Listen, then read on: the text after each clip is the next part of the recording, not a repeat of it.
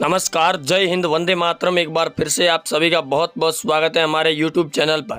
लोकसभा चुनाव 2024 के आज तीसरे चरण की समाप्ति के बाद में महा ओपिनियन पोल सर्वे आंकड़ा जो सामने आ रहा है उसके अंदर बड़े चौंकाने वाली रिपोर्ट सामने आई है। जी हां दोस्तों, एनडीए को बड़ा झटका लगता हुआ नजर आ रहा। वहीं इंडिया गठबंधन की सरकार बनती हुई नजर आ रही है पूर्ण गठबंधन के साथ में। जी हां दोस्तों, आज तीसरे चरण के अंदर हुई 92 सीटों के चुनाव संपन्न हो चुके हैं। करीबन 1300 उम्मीदवारों का भविष्य बंद हो चुका है ईवीएम मशीन के अंदर। लेकिन जो सर्वे रिपोर्ट आंकड़े जो सट्टा बाजार ने जारी किए उसके अंदर बड़ा उलटफेर देखने को मिल रहा है। मोदी की रणनीति फैल होती हुई नजर आ रही है। वहीं 400 प्लस सीटों का नारा भी अब नाकाम होता हुआ नजर आ रहा है, क्योंकि इंडिया गठबंधन ने बड़ी जी तोड़ मेहनत की है इस बार के लोकसभा चुनाव में। जी हां दोस्तों, आने वाले रिजल्ट के अंदर बड़ा उलटफेर देखने को मिलेगा। वहीं आपके क्षेत्र और राज्य के अंदर किस प्रकार का दबदबा और भी कायम होता हुआ नजर आ रहा है वो नीचे हमें कमेंट करके आप ज़रूर बताएं। और वहीं हम इस वीडियो के अंदर आपको एक एक सीट के बारे में देंगे पूरी विश्लेषण के तौर पर जानकारी। आप बने रहेंगे वीडियो के एंड तक और वीडियो को ज़्यादा से ज़्यादा कर दें शेयर अगर आप भी हैं कांग्रेस पार्टी के समर्थक। जी हां दोस्तों, लगातार बदल रहे सर्वे आंकड़ों के अंदर हो रहे उलटफेर के बाद में एनडीए नेताओं की नींद उड़ी हुई है। आपको एक एक सीट के बारे में देने जा रही है पूरी की पूरी जानकारी। उससे पहले आप सभी से हाथ जोड़कर निवेदन है कि वीडियो को शेयर जरूर करें और नीचे हमें कमेंट भी जरूर करें। लेकर चलते हैं पहली सीटों की ओर में। सबसे पहले अगर बात की जाए पंजाब की 13 लोकसभा सीटों पर, जिसमें बीजेपी को सिर्फ 2 सीटें, कांग्रेस को 6, आम आदमी पार्टी को 5 सीटें मिलती हुई नजर आ रही है। अगले दौर में बात करें बिहार की 40 लोकसभा सीटों पर, जिसमें बीजेपी को 14 सीटें, कांग्रेस को 22, जेडीयू को 3, अदर के खाते में 1 सीट जाती हुई नजर आ रही है बिहार राज्य से। आगे अगर बात की जाए पश्चिम बंगाल की 42 सीटों के बारे में, जहां बीजेपी को सिर्फ 6 सीटें, कांग्रेस को 12, टीएमसी को 23 सीटें मिलती हुई नजर आ रही है। अगले दौर में बात करें जम्मू कश्मीर की 6 सीटें, जिसमें कांग्रेस को 4 है, बीजेपी पार्टी को सिर्फ 2 सीटें ही मिलती हुई नजर आ रही है। पीडीपी पार्टी को 0 सीट से संतुष्टि करनी पड़ेगी। वहीं अदर पार्टी को यहां से 0 सीट मिलने का अनुमान है। आगे अगर बात की जाए उत्तराखंड की 5 सीटों पर, जिसमें बीजेपी को 3 सीटें, कांग्रेस को 2, बाकी पार्टियों को यहां से 0-0 सीट मिलती हुई नजर और दिखाई दे रही है।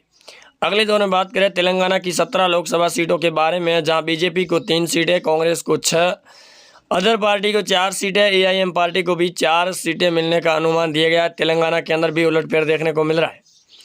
आगे अगर बात की जाए केरल की 20 लोकसभा सीटों के बारे में, जहां बीजेपी को 2 सीटें, कांग्रेस पार्टी को 17, यूडीएफ को 1, अदर के खाते में 0 सीट जाती हुई नजर आ रही है। केरल राज्य के अंदर भी उलटफेर है। दिल्ली की 7 लोकसभा सीटें, जिसमें बीजेपी को 0 सीट, कांग्रेस को 2, आम आदमी पार्टी को 5 सीटें, अदर के खाते में 0-0 सीट दिल्ली राज्य से भी जाती हुई नजर आएगी लोकसभा चुनाव 2024 के चुनाव में। आगे मेघालय की बात करें 2 सीटें, जिसमें बीजेपी को 1 सीट है, कांग्रेस को भी 1, बीएसपी को 0, अदर के खाते में 0-0 सीट जाती हुई नजर आएगी मेघालय राज्य से भी। आगे अगर बात की जाए हरियाणा की 10 लोकसभा सीटों के बारे में, बीजेपी को 6 सीटें, कांग्रेस को 3, अदर के खाते में 0 सीट है। वहीं आम आदमी पार्टी को भी 0 सीट मिलने की संतुष्टि है। हरियाणा के अंदर भी बीजेपी पार्टी को बड़ा झटका लगता हुआ दिखाई दे रहा है। राजस्थान की 25 लोकसभा सीटें, जिसमें बीजेपी को 15 सीटें, कांग्रेस को 8, आम आदमी पार्टी को 0, अदर के खाते में 2 सीटें जाती हुई नजर आ रही है। यानी कि राजस्थान के अंदर भी 25 सीटों का वादा कर रही बीजेपी पार्टी पिछड़ती हुई नजर आ रही है, 15 सीटों पर सिमटेगी। अगले दौर में बात करें महाराष्ट्र की कुल 48 लोकसभा सीटें, जिसमें बीजेपी को सिर्फ 13 सीटें, शिवसेना पार्टी को 20 सीटें मिलती हुई नजर आ रही है, कांग्रेस पार्टी को 7 सीटें, अदर के खाते में 8 सीटें जाती हुई नजर आ रही है। महाराष्ट्र से भी इस बार बड़ा झटका लगने की तैयारी में पार्टी को। आगे अगर बात की जाए गुजरात की 26 लोकसभा सीटें हैं, जिसमें गुजरात के अंदर 20 सीटें बीजेपी को है, कांग्रेस पार्टी को 5, अदर के खाते में 1 सीट है, आम आदमी पार्टी को यहां से 0 सीट जाती हुई नजर आ रही है। देश के अंदर लगातार हो रहे बदलाव के चलते लगातार सीटों के ऊपर भी बदलाव देखने को मिल रहा है। छत्तीसगढ़ के अंदर भी बड़ा बदलाव देखने को मिल रहा है। कांग्रेस पार्टी को 6 सीटें लोकसभा चुनाव में, बीजेपी को 4 सीटें, आम आदमी पार्टी को 0, अदर के खाते में 1 सीट जाती हुई दिखाई दे रही है। आगे अगर बात करें छत्तीसगढ़ के बाद में दोस्तों, लगातार हो रहे बदलाव के बाद में कई बड़े चुनावी सीटों के अंदर बदलाव देखने को मिलता हुआ नजर आ रहा है। यही कारण है देश के अंदर लगातार हो रही बदलाव के बाद में मोदी सरकार के खिलाफ लगातार लोगों का गुस्सा बढ़ता ही जा रहा है, क्योंकि जिस प्रकार 400 प्लस सीटों पर वादा किया जा रहा है उन सीटों का काफ़ी ज़्यादा अंतर देखने को मिल रहा है। लक्षद्वीप से 1 सीट बीजेपी पार्टी को, अरुणाचल की 2 सीटें जिसमें दोनों ही पार्टियों को एक एक सीट जाती हुई नजर आ रही है कांग्रेस और बीजेपी पार्टी को। हिमाचल प्रदेश की 4 सीटें जिसमें बीजेपी को 3 सीटें, कांग्रेस को 1, अदर के खाते में 0, बीएसपी को भी 0 सीट जा रही है। त्रिपुरा की बात करें 2 सीटें जिसमें 1 बीजेपी और 1 कांग्रेस पार्टी को, बाकी पार्टियों का यहाँ से भी सुपड़ा साफ है लोकसभा चुनाव 2024 में। मणिपुर की 2 सीटें जिसमें 1 बीजेपी 1 कांग्रेस पार्टी को मिलती हुई नजर आ रही है। सीधे तौर पर यहाँ से सट्टा बाजार ने अपना सर्वे आंकड़ा दे दिया है। गोवा की भी 2 सीटें 2 की 2 बीजेपी पार्टी के खाते में जाती हुई नजर आएगी लोकसभा चुनाव 2024 के इस महा ओपिनियन पोल में। झारखंड की 14 सीटें हैं जिसमें बीजेपी को 5 सीटें, कांग्रेस को 8, जेडीएस को 0 है, अदर के खाते में 1 सीट जाने का अनुमान दिया गया आज के ओपिनियन पोल सर्वे में। मध्य प्रदेश की 29 लोकसभा सीटें हैं जिसमें बीजेपी पार्टी को 15 सीटें, कांग्रेस पार्टी को 12 सीटें मिल रही है, अदर के खाते में 1 सीट जा रही है। मध्य प्रदेश के अंदर भी इस बार नेताओं की दाव साख पर लगी हुई है चुनावी क्षेत्र के तीसरे चरण में। आगे अगर बात की जाए यूपी उत्तर प्रदेश की 80 लोकसभा सीटों के बारे में, जहां बीजेपी को 60 सीटें, कांग्रेस पार्टी को सिर्फ 9 सीटें मिल रही है, वहीं एसपी पार्टी को 7 सीटें, अदर के खाते में 4 सीटें मिलने का अनुमान दिया गया है ओपिनियन पोल सर्वे के मुताबिक। आगे बात करें उड़ीसा की 21 सीटों के बारे में, जहां बीजेपी को 5 सीटें, कांग्रेस को 7, बीजेडी को 9 सीटें, अदर के खाते में भी 0-0 सीट जाने का आंकड़ा आज जारी हुआ है। उड़ीसा की 21 सीटें जिसमें बीजेपी 5, कांग्रेस 7 सीटें मिलती हुई नजर आ रही है।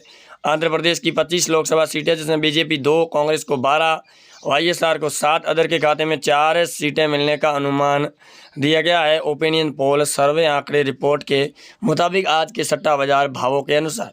वहीं अगले दौर में बात करें तमिलनाडु की 39 लोकसभा सीटों के बारे में, जहां बीजेपी को 9 सीटें, कांग्रेस को 21, डीएमके को 8, अदर के खाते में 1 सीट सीधे तौर पर मिलती हुई नजर आएगी तमिलनाडु चुनावों के अंदर। कर्नाटक की 28 लोकसभा सीटें हैं जिसमें बीजेपी को 11 सीटें दी गई है, कांग्रेस को 13 सीटें, जेडीएस को 3, अदर के खाते में 1 सीट जाती हुई नजर आ रही है इस बार की लोकसभा चुनावी महासंग्राम की घड़ी के अंदर।